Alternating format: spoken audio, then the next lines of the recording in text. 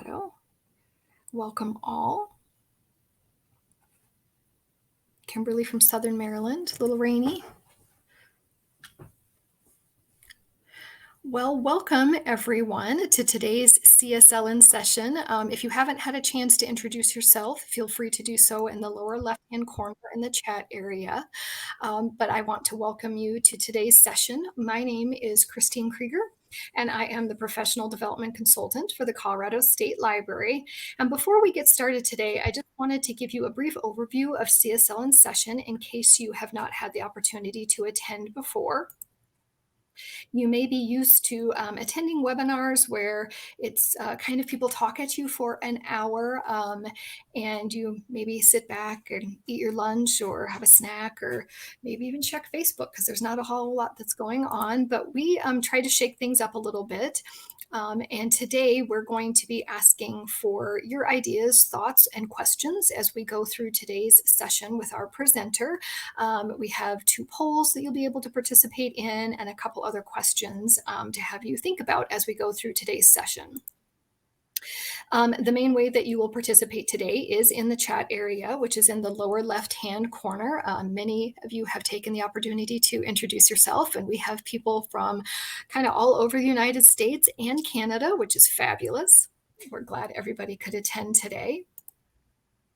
If you need to get a hold of me for any reason, you're having trouble hearing, the audio's not working, after this introduction, if you go up to the upper left-hand corner where it says Colorado State, if you hover over that, you can send me a private message and I can try to help you with some audio. We are also recording today's session. It will be available on the Libraries Learn website.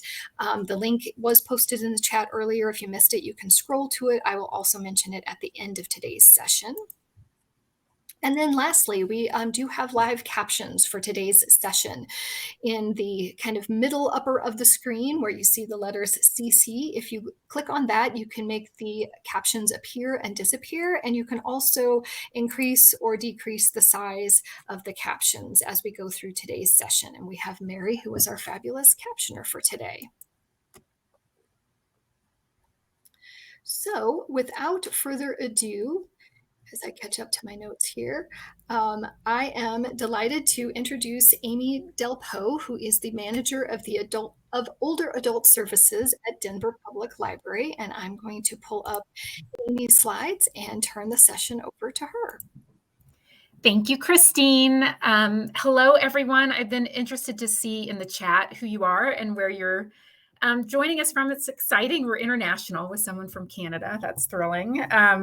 My daughter is actually going to school in Canada, so I get up there quite a bit. As Christine said, I am Amy Delpo, and I am the manager of Older Adult Services at the Denver Public Library.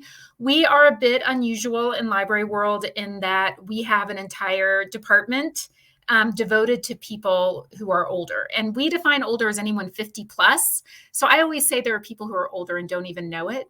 But my work really, I love my work, and it really covers a broad range of needs and life stages and different things that people want and use at the library. And one of the populations I do serve is people with Alzheimer's and dementia and their caregivers. And that's what we're going to be talking about today. You've already been introducing yourself in the chat, so I'm just going to skip this because we have a lot to cover, and I do want to hear from you all as well. I do have some intentions today. As I said, I am quite passionate about this. I believe strongly that people with Alzheimer's, dementia, and other kinds of cognitive challenges can have full, joyful, meaningful lives if they are supported by the culture and their communities in doing that. And so my message to you is that as people who work at libraries, or if you're joining us from a different arts and cultural institution, at other institutions, we can make a really profound difference in the lives of people who have Alzheimer's and dementia and their families, friends, and caregivers. And I think the first step to doing that is for the people who work in these institutions to understand Alzheimer's and dementia, to be more comfortable with it, and to have some compassion around it. So that's my goal for today. And I also wanted to say, I can't remember if Christine said this, my slides will be shared with you. So there's going to be some text on them that I'm not even going to read. I'm going to assume people can read that later, but I will cover everything. So for me, it's personal as well as professional. These are photos of me. The first is a photo of me with my mother. And I'm seeing Marie cannot hear. So Christine, I don't know if you're seeing that as well, but we'll try and help with that, Marie. So the first is a photo of me with my mother. My mother was diagnosed with Alzheimer's at the age of 75, and then she died at 85 in 2016. And I was her caregiver. My father was her primary caregiver, but I did help quite a bit. And then the second photo is me with my father, who, ironically and sadly, after he took care of my mom, he developed Parkinson's and now has dementia with Parkinson's. And now I am his primary caregiver. So I do know and love people with Alzheimer's and dementia, and in addition to working with this population in the library. And so that brings us, I think, to our first poll, which Christine, do you want to go ahead and load that? So I am really curious who in the audience loves or cares about somebody with Alzheimer's dementia, and who is an actual caregiver for someone. Oh, this is really interesting. And I will say, when I've done this training in person at the library, it is sometimes emotional for people for this reason, because they have people in their lives who have Alzheimer's and dementia, or they're worried about it. So it looks like just about we're kind of evenly split on loving or caring about someone with Alzheimer's and dementia. And we do have a few caregivers in the audience. So that's really interesting to me. Thank you for sharing that. And we will definitely get, I think this will land differently with you if you're a caregiver or if you have somebody in your life.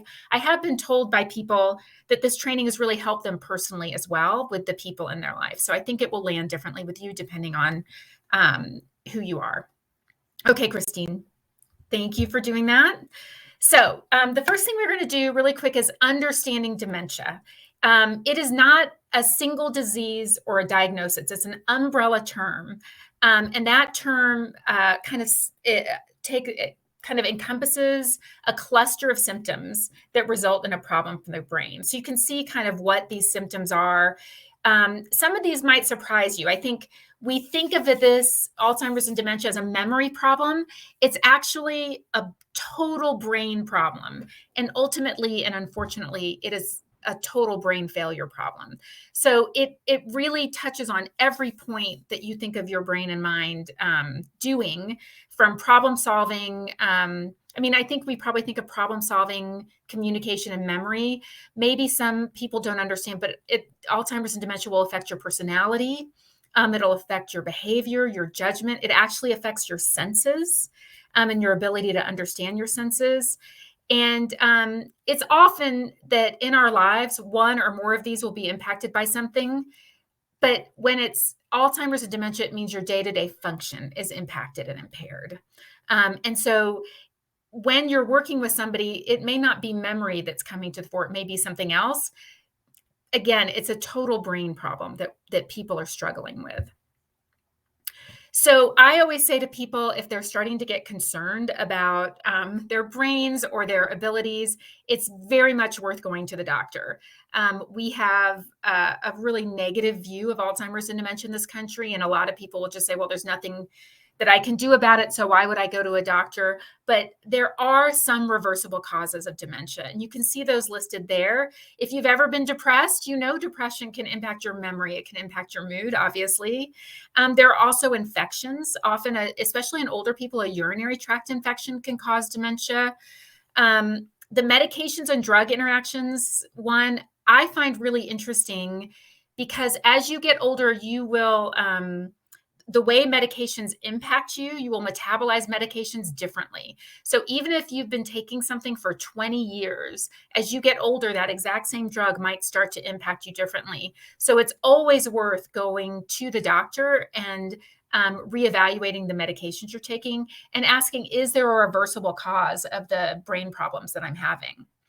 Unfortunately, there are a lot of irreversible causes, and Alzheimer's is one of them. Parkinson's is another, and you can see the complete list there. Um, Alzheimer's is, I call it the kind of big gorilla of dementia. It is by far the largest cause of dementia. And for that reason, I'm going to focus on Alzheimer's today. Much of what I say applies to other different kinds of dementia as well. As I said, my father has dementia with Parkinson's, and almost everything I'm going to say is kind of similar to what he experienced as well. So a few facts and figures. As this says, Alzheimer's disease affects 1 in 9 people age 65 and older. That's a huge chunk of the population. And then when you think about the community surrounding those people, friends, family members, and caregivers, it's quite a large segment of the community that we serve will be impacted by the disease. The early onset of Alzheimer's can happen in 30s, 40s, and 50s, which is really young and really sad. And one of the horrible things is that early onset tends to be a much more aggressive and faster paced version of the disease. So it's just like bad news, bad news, bad news with early onset. Changes from Alzheimer's disease can start 20 to 30 years before symptoms become obvious. I find this particularly chilling, the idea that something could be happening in my brain and that I'm not aware of, but is going to have a huge impact on me as I get older. But the one that I really want to highlight for you is that people, especially with mild symptoms, can continue to work, drive, participate in their favorite activities. And so people with mild symptoms, people in the early stages, are in the world and they're trying to live their lives just like the rest of us. And they're in our libraries. And we can help them to live full and meaningful lives when they come into our buildings. And so I'm hoping that you will do that. And that's why you're here today. So we have a second poll. Christine, you want to load that? So I find with Alzheimer's and dementia, there's a lot of fear around it, especially as you get older, especially if you have someone in your life who has Alzheimer's and dementia. I personally am super afraid of it because I've had 2 people, both my parents. So a few of you are kind of concerned about this right now, and that's interesting and hard. And I want to just kind of acknowledge that. I hope maybe some of what you learned today will help you manage that fear. And most of you are worried that sometime in the future, you'll develop it. And the interesting thing about Alzheimer's and dementia that doesn't necessarily happen with other conditions is we definitely have a cultural attitude that if you develop Alzheimer's, it's over. Like you're not going to have a good life afterward. It's a death sentence. And that's really not true. So, I don't know if that tempers your fear, but I work with people with Alzheimer's and dementia a lot. And I'm not saying it's an easy thing to do, but you can still have a really wonderful, meaningful life, even in the fog of the disease. But this fear is a big part of the cultural experience of Alzheimer's and dementia, these fears we're talking about right now. And also it's part of why sometimes we get uncomfortable when we're around people with Alzheimer's and dementia. Okay, Christine, ready to move on.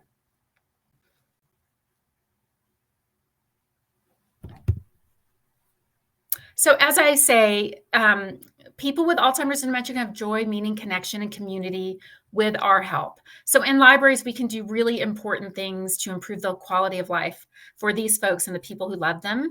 We can provide activities and programs. And I have, at the end of this presentation, I'll talk to some of the ones we do at Denver Public.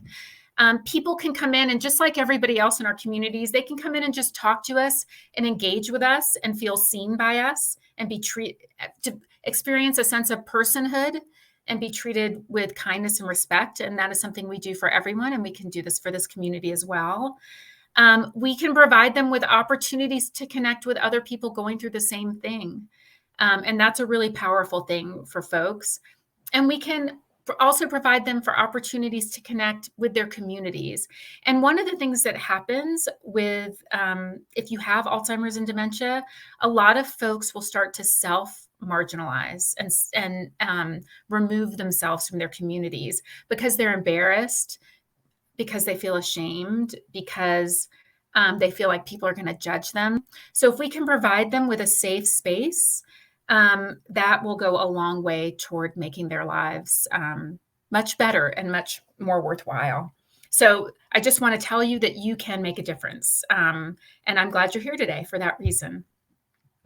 So, Christine, I want to turn it over to you for the video because I know there's some instructions. Yes. With Adobe Connect, videos work a little bit differently. It's not quite as seamless as with Zoom, but we do have about a 3-minute video for you all to watch.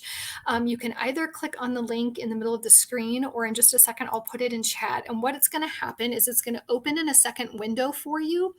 And we're going to have you watch the video. And then when you come back in the middle of the screen, kind of actually next to the CC button at the top there, we're going to have you guys raise your hand when you are back. So once again, you're going to click on the link either in chat when I get it there, or in the middle of, or on the slide. Either one will open. In a separate window, you'll watch the video and then raise your hand when you get back. Do we have any questions about that at all? And I will add that the video really is an important thing to watch. It provides a really effective context for the rest of our conversation today.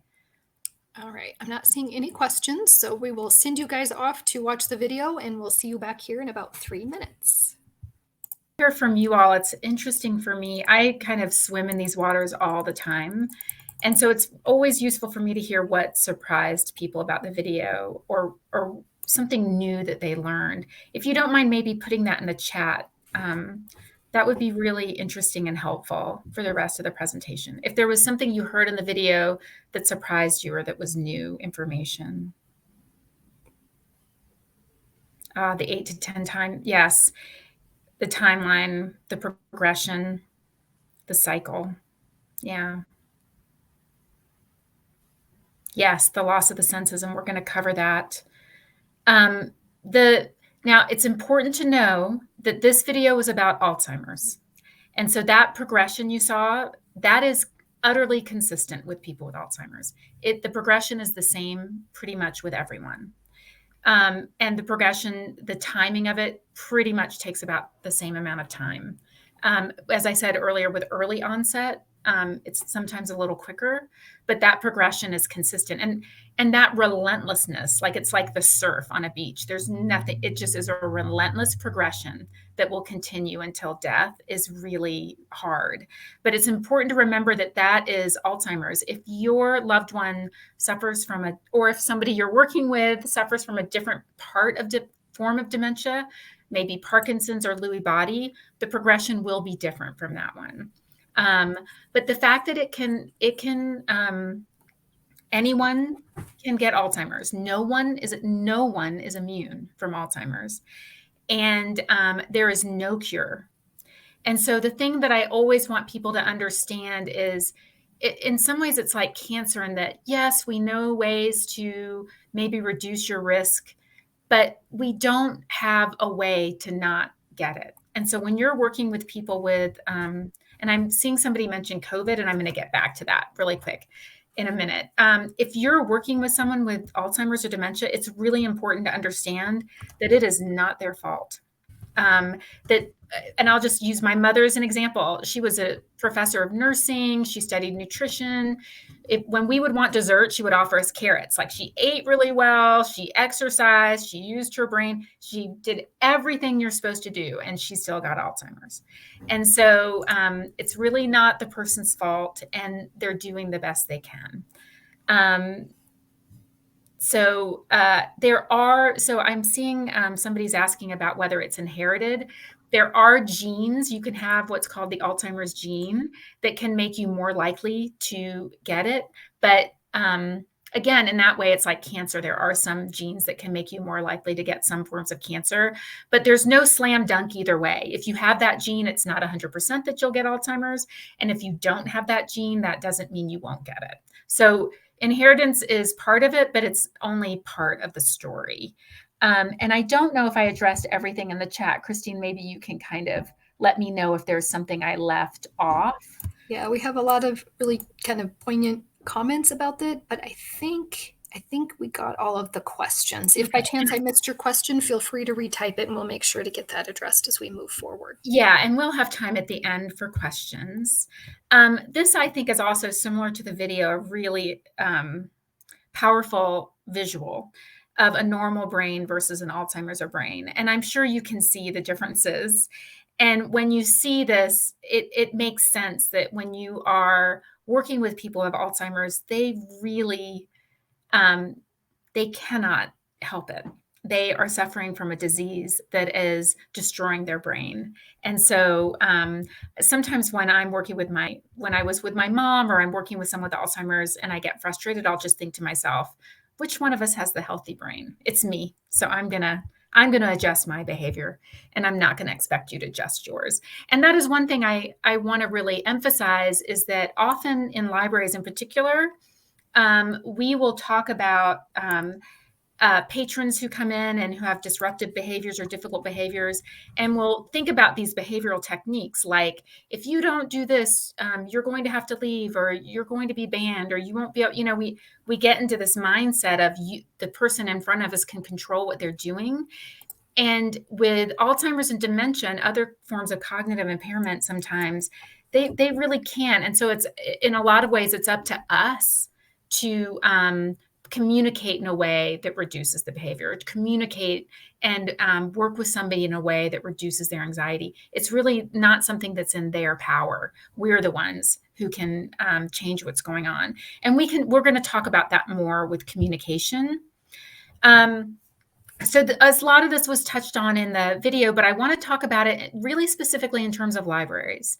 So some of the effects of dementia, forgetting recent events or information, that comes up a lot in libraries, right? People not remembering that they put something on hold. This happens all the time, and coming back like 2, 3, 4 times and saying, can you put this James Patterson book on hold? And you see that they've already put it on hold. And probably the best thing, what I always say is, sure, I'll do that for you. And I don't embarrass them or shame them and say, you've already put it on hold. I helped you yesterday. I just kind of roll with it and do it for them. That repeating comments or questions, my guess is you've seen this behavior before with people. The asking the same question over and over again is a really common effect of dementia. And it's one that the person who has dementia doesn't know they're doing. Because if they remembered that they had asked the question or made the comment, they wouldn't be repeating it. So I always just act as if I'm hearing it for the first time. And if it starts to get hard for me, I try to redirect them. But I just treat each question, even if it's the 10th time they've asked it, as if they've asked it the first time. I have a gentleman who comes to my memory cafe. He's in the early stages. He drives himself there. He's very functional.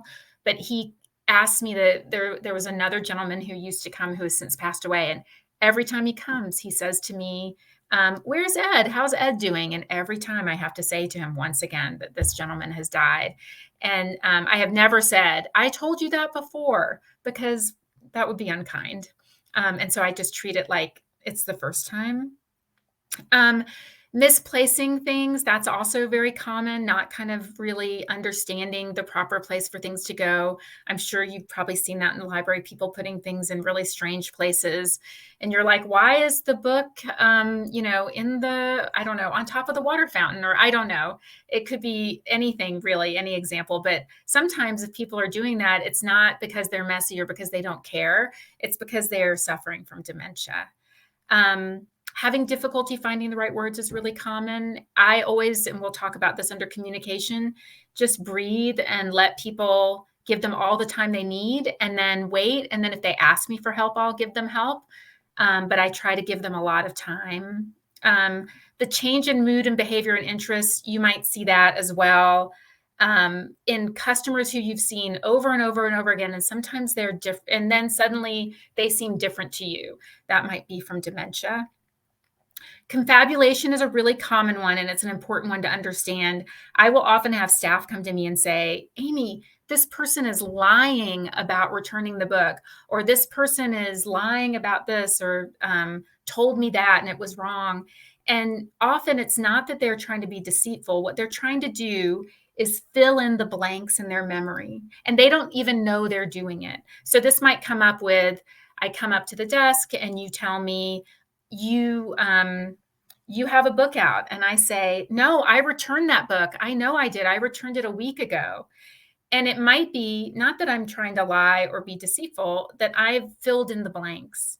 And I might even say, I remember I returned it. I was here with my daughter and she helped me. Again, this is that confabulation, and it's part of the disease. And so this is where libraries need to have a way of handling this. At our library, at Denver Public Library, you get, I think, 20 instances where you can claim you returned an item. And so that's what we do. We give people claims. We just say, okay, we just accept what they're saying. You think you returned it? We'll mark it as claims returned. If we hit that 20, then we have some other decisions to make. But that confabulation is a common one in the beginning with dementia. Another thing is, we'll get to this in a minute with language and communication, so I'll hold off on that. So then it gets much worse. And you might see these also in library branches, maybe not so much. I think as people get into the later stages, they might not be coming in, but we do have some people in the late stages come into DPL. The inability to sort of problem solve, I'm sure you've seen that when people are trying to use technology, when they're trying to check out a book, they might be trying to use a self-checkout that they've used 100 times before, and suddenly they can't figure it out. That might be happening. The personality change and the mood change, this anxiety, the frustration, the confusion, all of that comes in the later stages. Paranoia is also a big one that's actually understandable if you think about it. If the whole world is telling you, don't you remember you told me you would lend me $5? Don't you remember you would do this? And you don't remember it, it becomes hard to know that your whole life all of a sudden feels like you're being gaslit. And it becomes really hard to know and to trust it. And this is where relationships and good communication strategies are really, really important. Also in the later stages, people hallucinate. My father and my mother both hallucinate quite a bit. My mother did and my father does. And the thing about hallucinations are you really can't tell what is the hallucination and what is reality. And so that's a very difficult challenge. I think probably you won't be seeing people with hallucinations in your branches, but if you have somebody in your life with Alzheimer's and dementia, they may get to this stage. And it's a very difficult stage to get to. So another thing to understand is that it's a chemical as well as structural. And that means sometimes somebody will come in and they'll seem fine. And the next day they'll come in and they can't do anything. And that can be disorienting to the people in their lives or the people trying to help them. But the best analogy I've heard is that Alzheimer's and dementia are like a fog. And sometimes the fog is really, really thick and people are just unable to function at all. And sometimes the fog lifts and the sunlight comes out and they are able to do quite a bit. And so having patience with that and understanding with that is really important. Again, people in their lives can start to get frustrated. Like, you could do this yesterday. Why can't you do it today? And it's really they're really not in control. It's the chemical impact of their Alzheimer's and dementia. So we're going to kind of take a break from what Alzheimer's and dementia does in your brain and really talk about what happens to different groups, because intersectionality does matter when it comes to Alzheimer's and dementia. It's not an equal opportunity disease or condition. For women, 2/3 of all people who develop Alzheimer's are women. That's a huge number when you think about the fact that the population is about 50-50.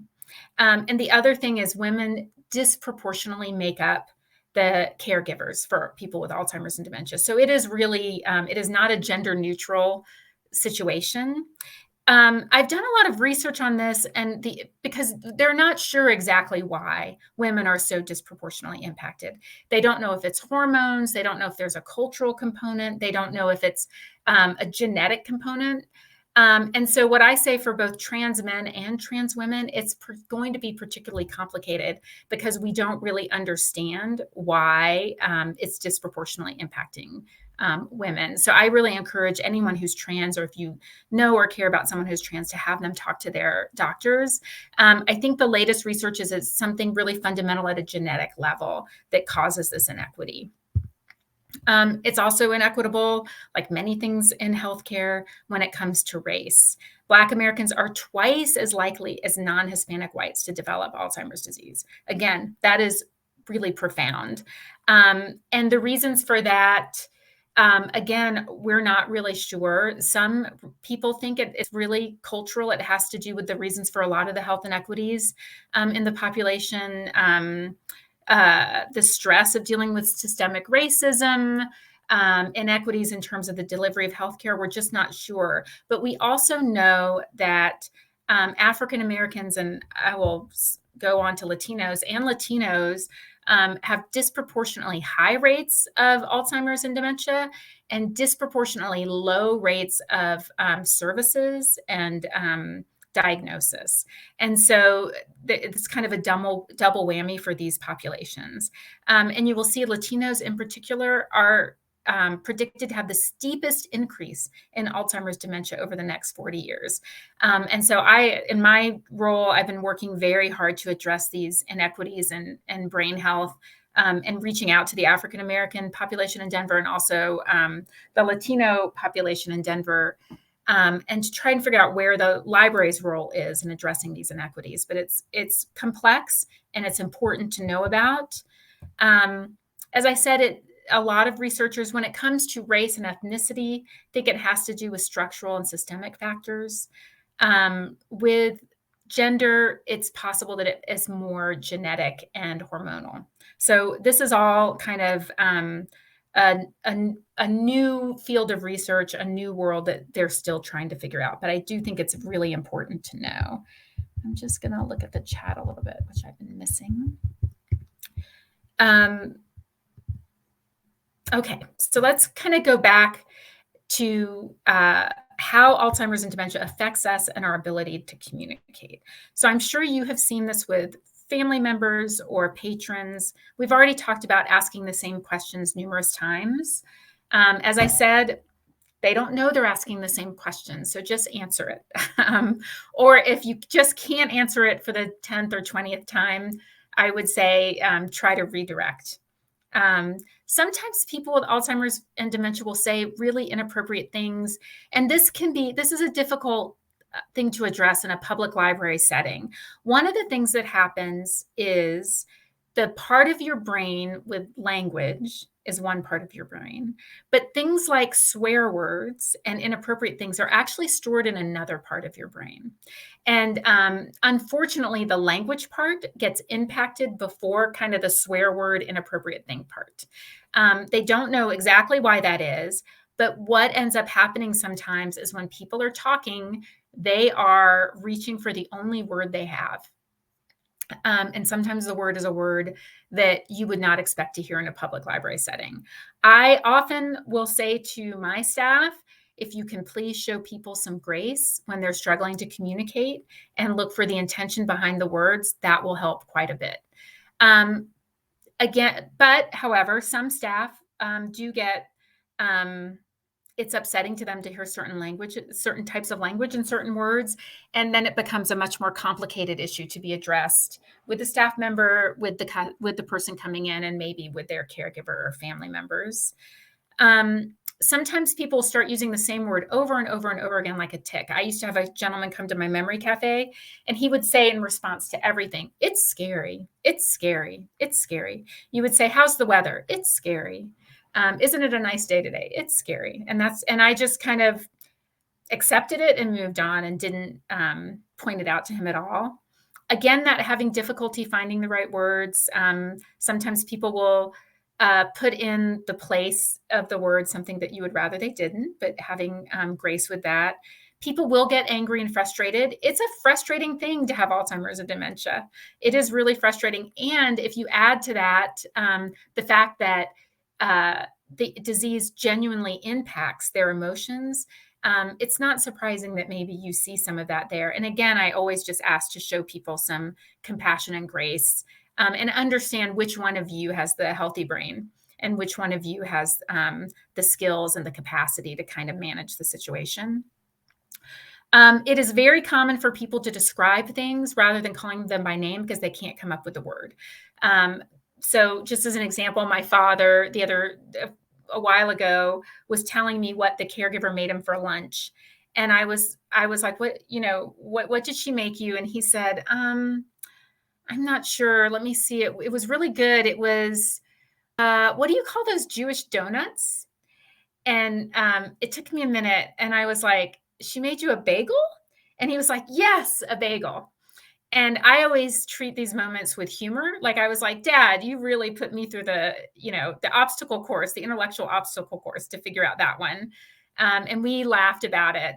So having a sense of humor when they're doing this and putting on your thinking cap is always great. Uh, Having difficulty organizing words logically is also something that happens a lot. And so it's almost like a word jumble coming at you. I call it word salad when that happens. And I just try to treat it as a game where I have to figure out the word salad. And I might even say, whoa, I'm not sure what you're saying. Let me see if I can figure this out. But with a lot of kindness and humor, and maybe with the attitude of, you and I are on the same team and we're going to figure out what you're trying to say. Another big thing is relying on gestures more than speaking. That's a different part of your brain. Anyone who's had children might know that you can teach them sign language before you can teach them spoken language. And so it happens the same way at the end of life. Like, they understand gestures and facial expressions, even maybe when they don't understand words. So they will often use gestures, and I'll often use gestures when communicating with them. So some communication strategies when working with someone with Alzheimer's dementia, your attitude really matters. They may not understand what you're saying, but they can see and understand and pick up on how you feel, what you think, what your attitude is. So if you can bring kindness and warmth and patience to the interaction, that will go a long way to having a successful interaction. Be aware that folks may be embarrassed or ashamed that they have this condition. I don't think it's anything to be ashamed of, but I do understand why they feel that way. And they also might be really frustrated with their inability to communicate. And I should say, all of the pictures you've seen are from are people from the library who participated in my memory cafe. So this gentleman here, he was actually an Olympic champion. He was a ski champion from New Hampshire, and he was an amazing individual. And so all the people who I meet, they have incredible backgrounds, and I try to remember that. It must be really frustrating to have been able to ski in the Olympics and then not be able to walk into a library and have to use a walker or a wheelchair. Don't cover your mouth when you talk to somebody. They may not know it, but they're also reading your lips to try and understand. And really, really, really don't take things personally. If they get frustrated, if they get mad, really, it's not about you. So try not to take it personally. Improv is a great way to get through an interaction. Don't tell them they're wrong. Don't say, don't embarrass them by making them understand that you know what's going on and they don't. Don't correct them. Don't say no. My father the other day randomly said to me, Amy, I love the new wheelchair you got. Well, I didn't get him a new wheelchair. It's the same old wheelchair. And I didn't say, Dad, that's the same old wheelchair. I said, oh, I'm so glad you like it.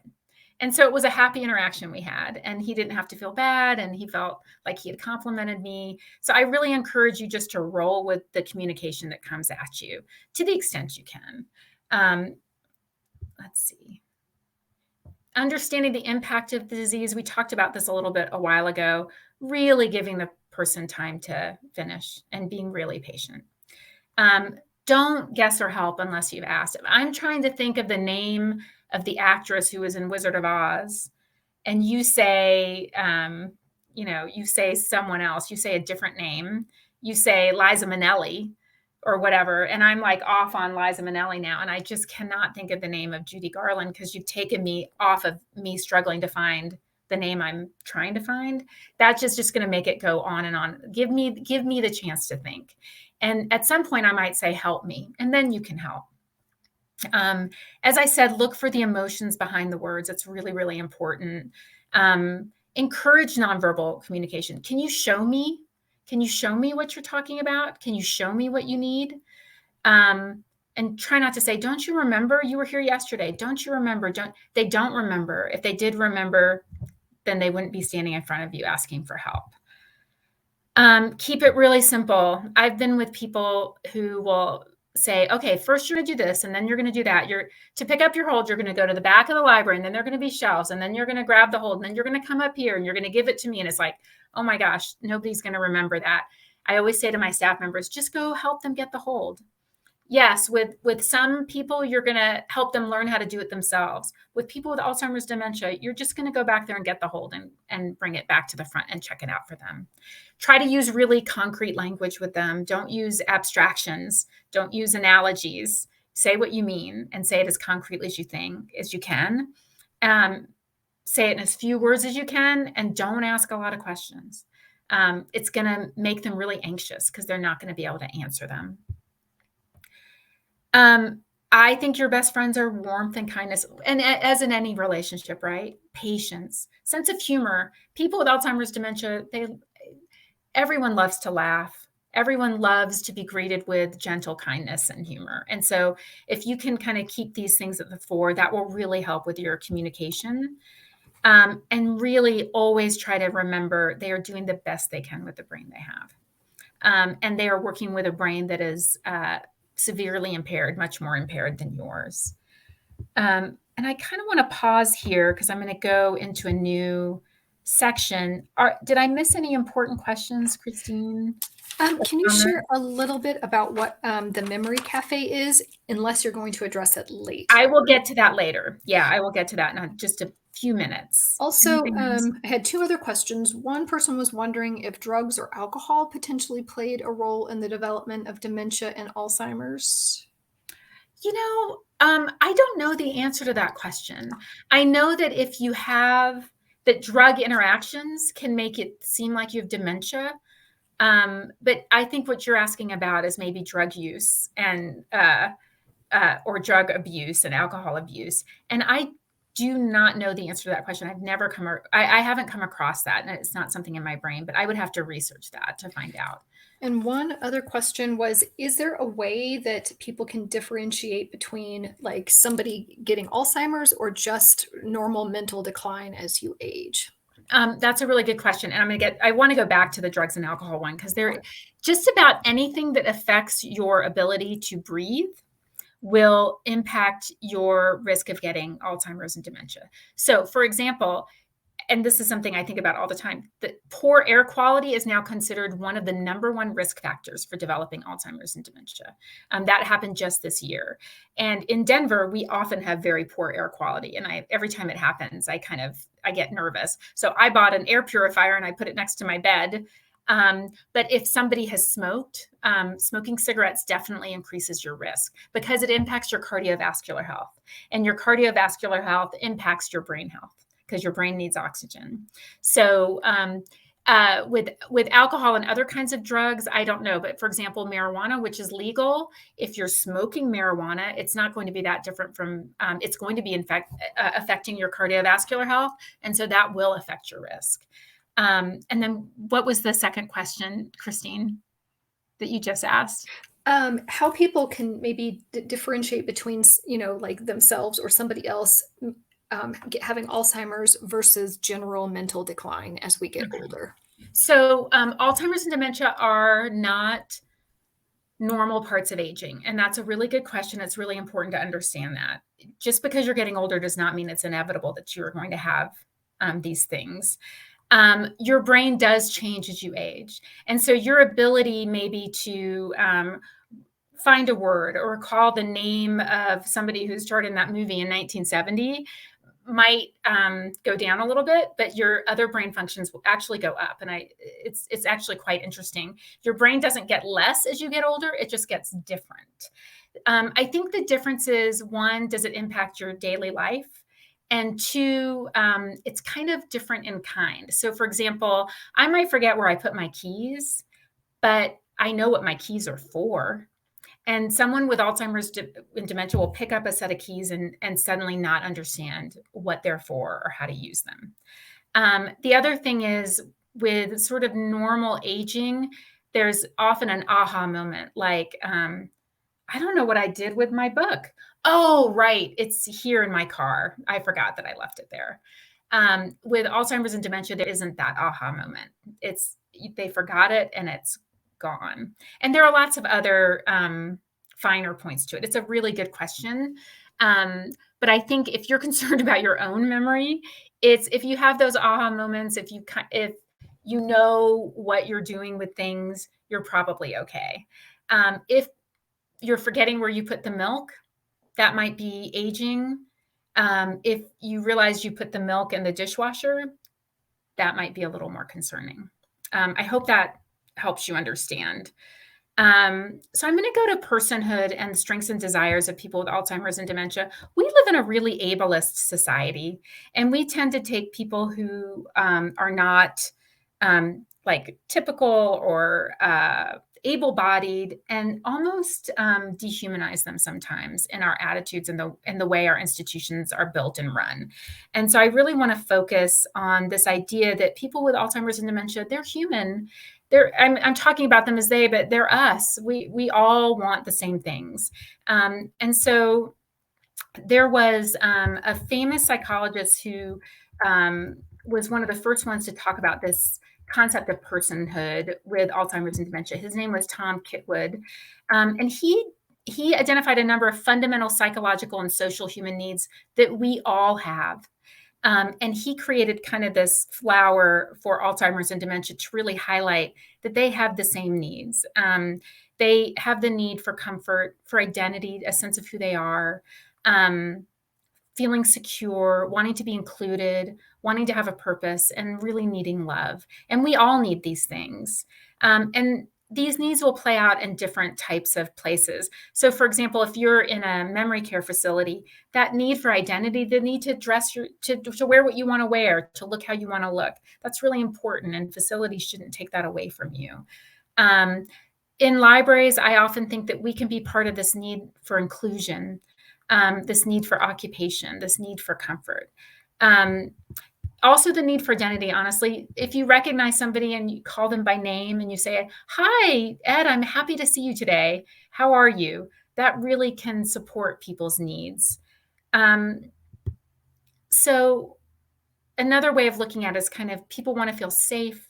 They want to feel valued. They want to feel loved. They want to have access to local places where people know them, like the library.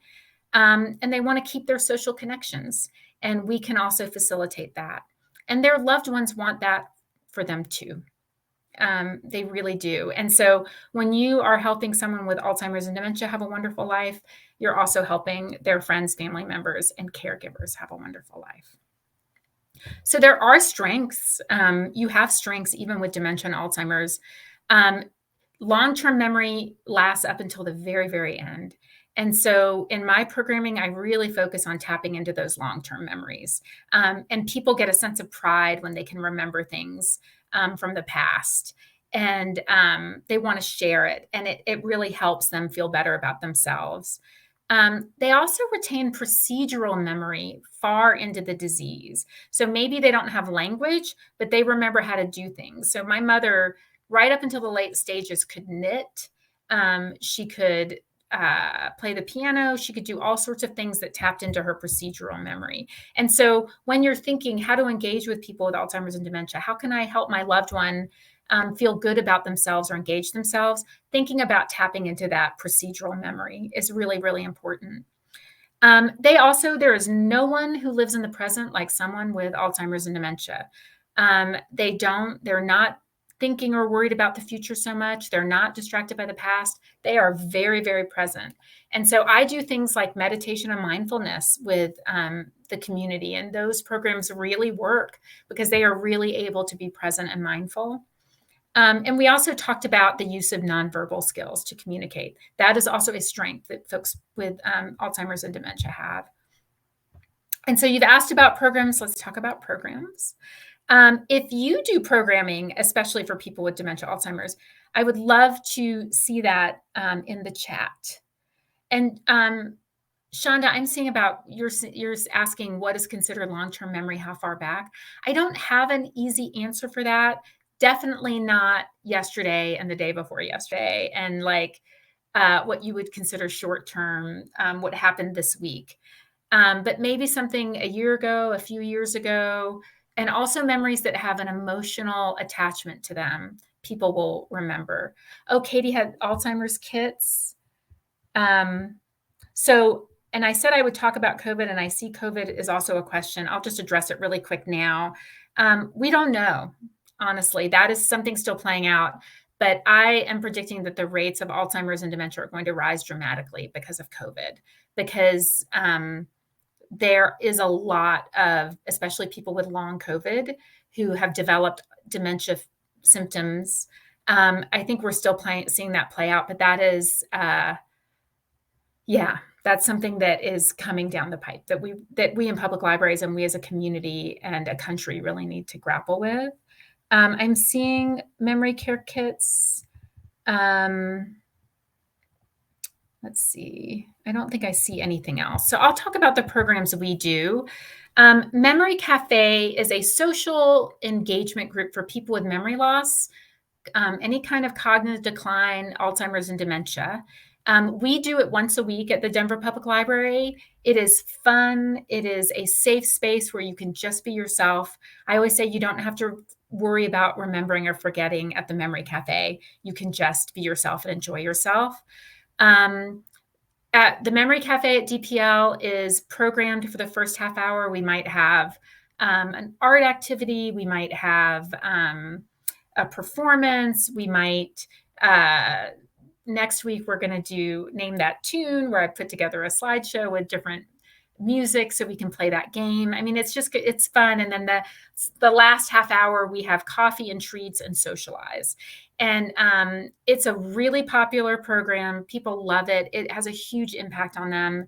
Caregivers talk about how important it is to bring their loved one to a place where their loved one can be themselves and can feel free to interact with other people who are going through something similar. And the caregivers are interacting with people who go through something similar. It's a really wonderful program.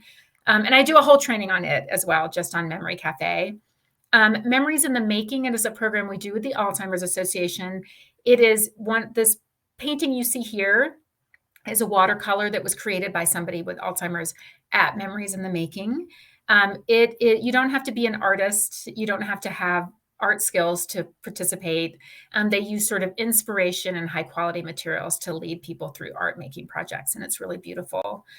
At DPL, and I see we're really starting to run out of time. At DPL, we did something called Memory Singers, which was a memory-friendly singing group.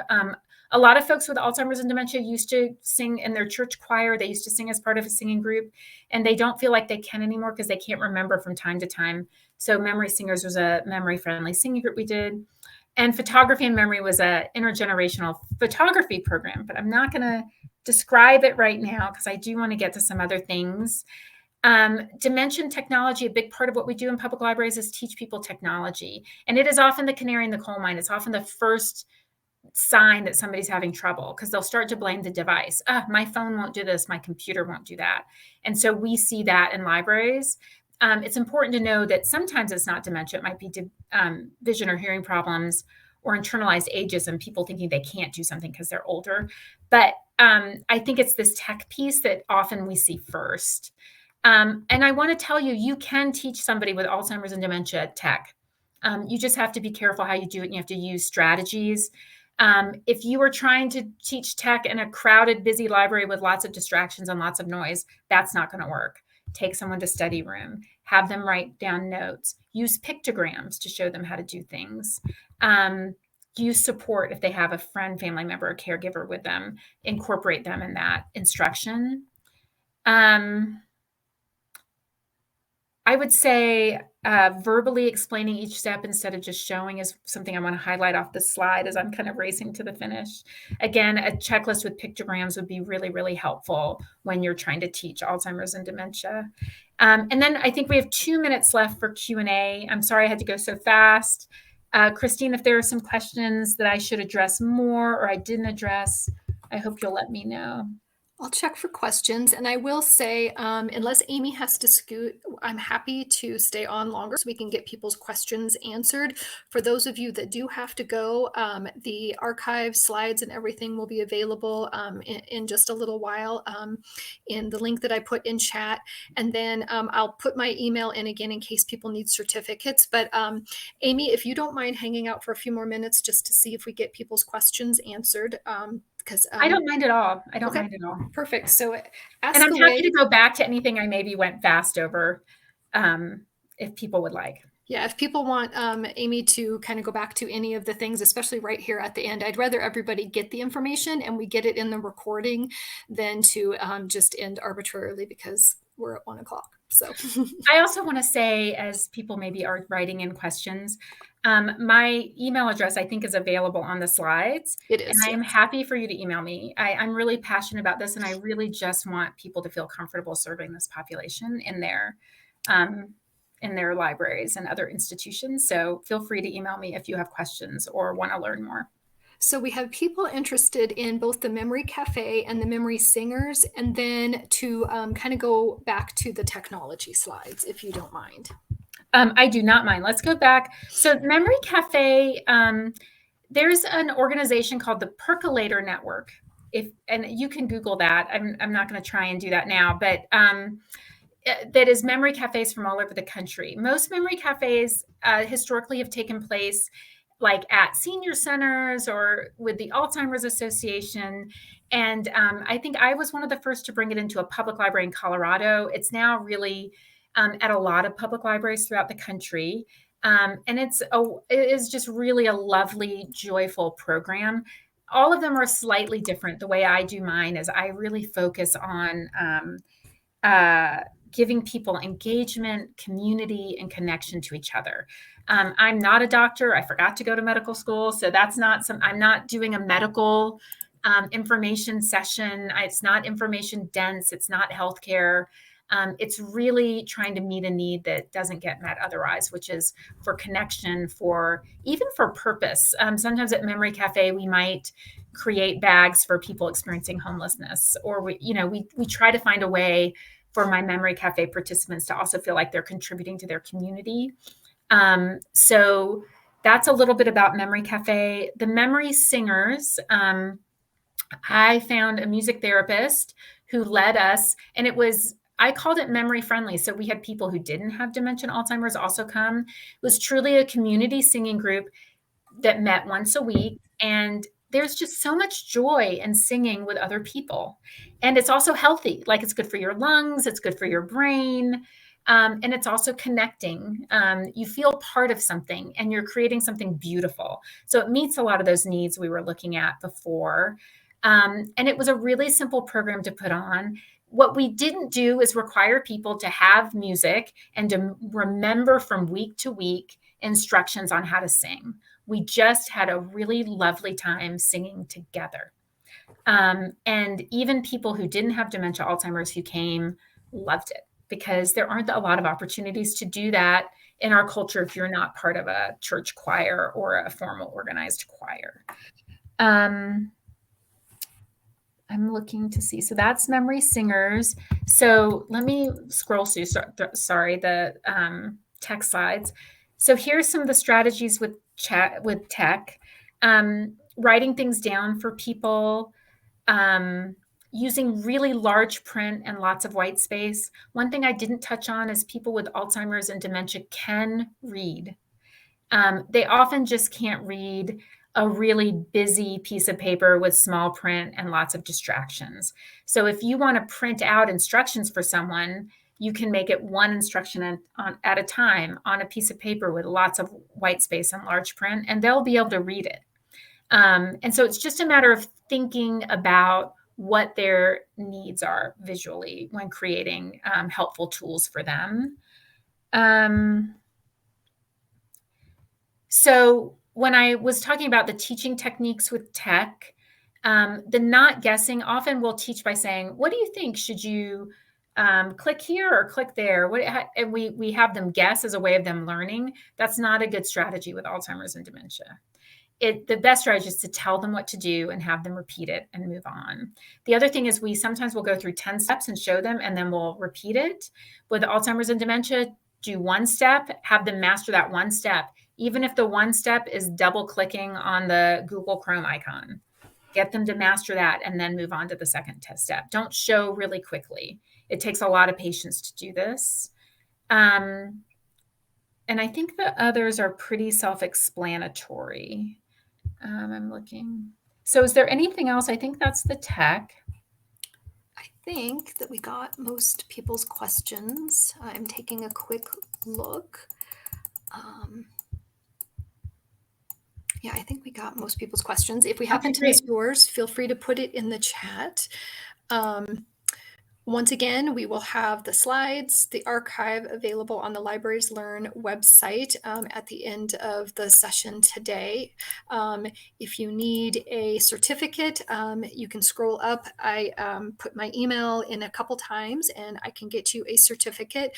And then we would also like to know what you thought of today's session.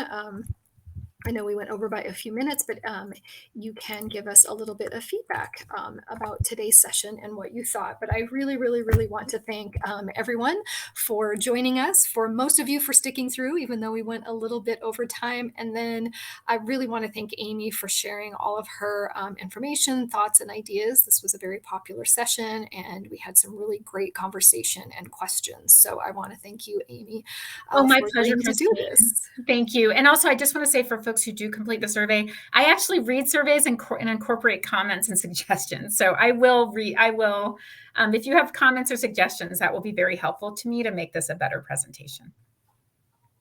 Excellent. Well, I'm not seeing any other questions coming in, so I just want to wish everybody a great rest of your afternoon and great rest of your week. And thank you for joining us today. Thank you, Christine. Thanks, everybody. Have a great day.